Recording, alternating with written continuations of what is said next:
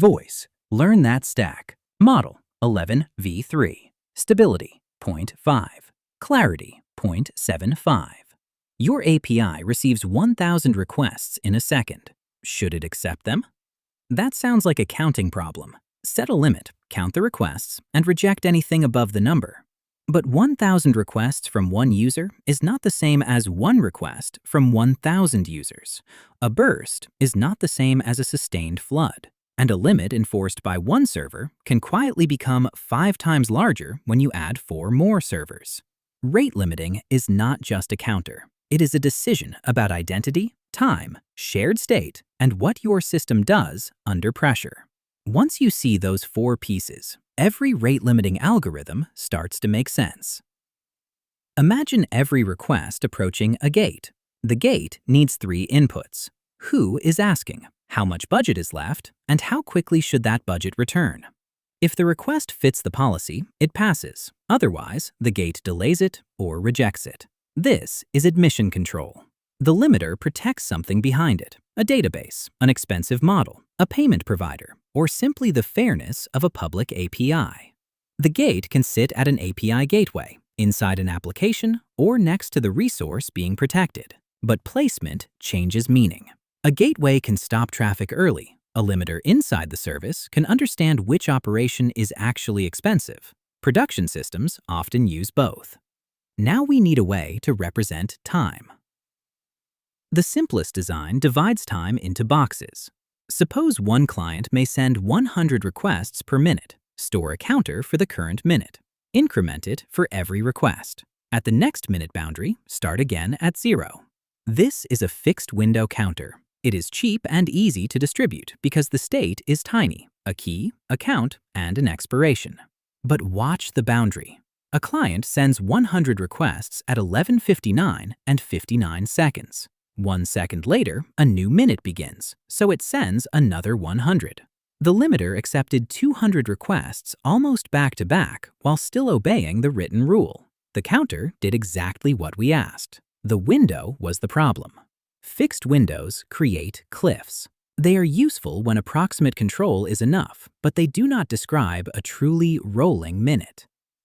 For an exact rolling window, keep the timestamp of every accepted request. When a new request arrives, remove timestamps older than 60 seconds. Count what remains. If the count is below 100, append the new timestamp and allow it.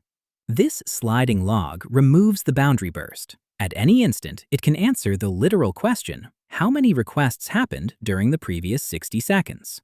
Accuracy has a price. A busy client may require hundreds or thousands of timestamps, plus work to remove old entries. A sliding window counter is a cheaper approximation. Keep the previous fixed window count and the current count. Then weight the previous count by how much of that window still overlaps the last 60 seconds. Near the start of a new window, most of the previous count still matters. Near the end, almost none of it does. The result is smoother than a fixed window and smaller than a full timestamp log. But it is still an estimate because the previous requests may not have been evenly distributed. Already, there is no universal best algorithm. We are trading memory and computation for precision. Now, change the question.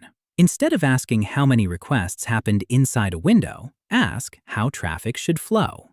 Picture a bucket with a small hole at the bottom. Requests enter the bucket, then leave at a steady rate. If requests arrive faster than they leave, a queue forms. When the bucket is full, new requests are rejected. That is the leaky bucket idea. It smooths a burst into a predictable output rate. This is useful when the downstream system cares about steady work more than immediate response. But smoothing can add latency because accepted work may wait in the bucket. The token bucket flips the picture. The bucket now stores permission, not requests. Tokens appear at a steady refill rate, up to a maximum capacity. Every request must spend a token. If a token exists, the request passes immediately. If the bucket is empty, the request waits or receives a rejection. Suppose the bucket holds 10 tokens and refills at 2 tokens per second. An idle client accumulates the full 10-token burst allowance. It can send 10 requests immediately. After that, its sustained rate settles around 2 per second. Capacity controls the burst. Refill rate controls the long-term pace. That separation is why token buckets are so useful. They allow short, legitimate bursts without permitting an endless flood. The state can also stay small.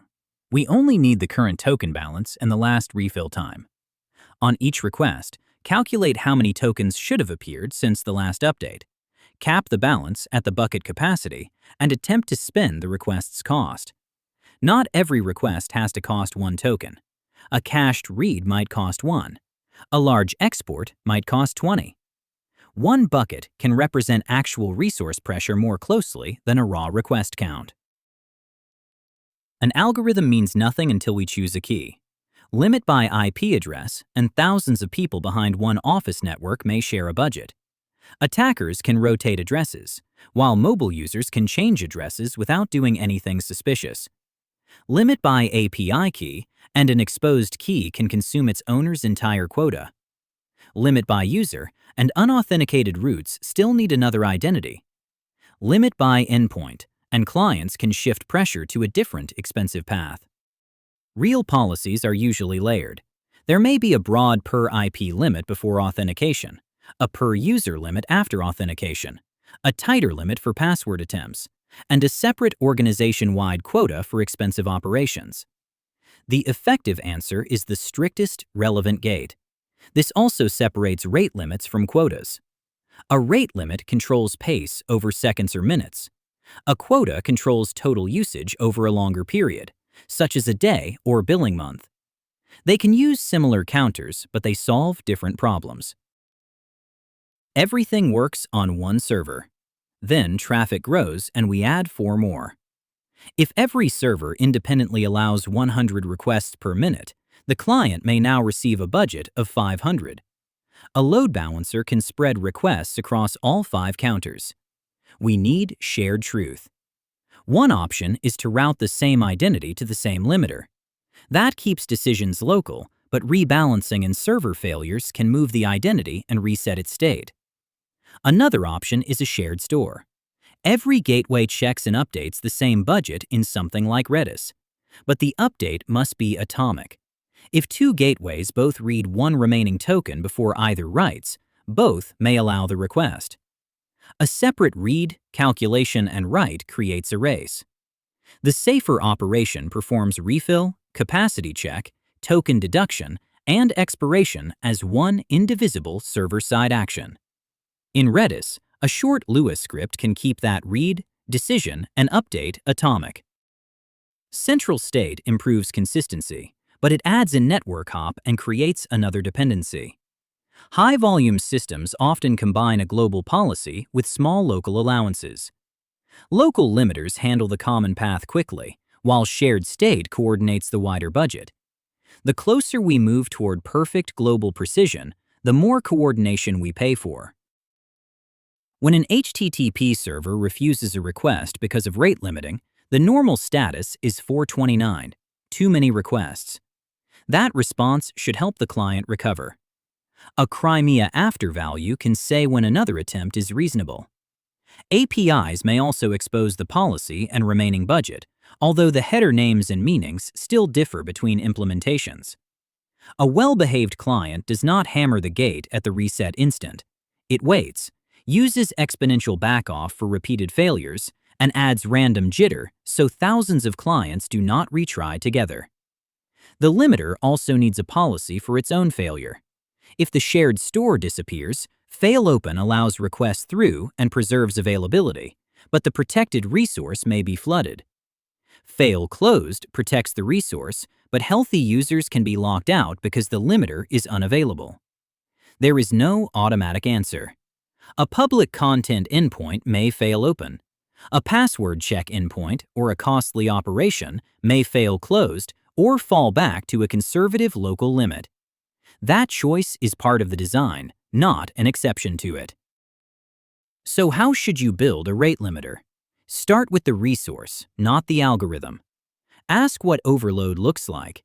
Is the danger CPU, database connections, money, abuse, or unfairness between tenants? Choose the identity that matches that risk. Decide whether short bursts are healthy. Then choose the simplest time model that expresses the policy.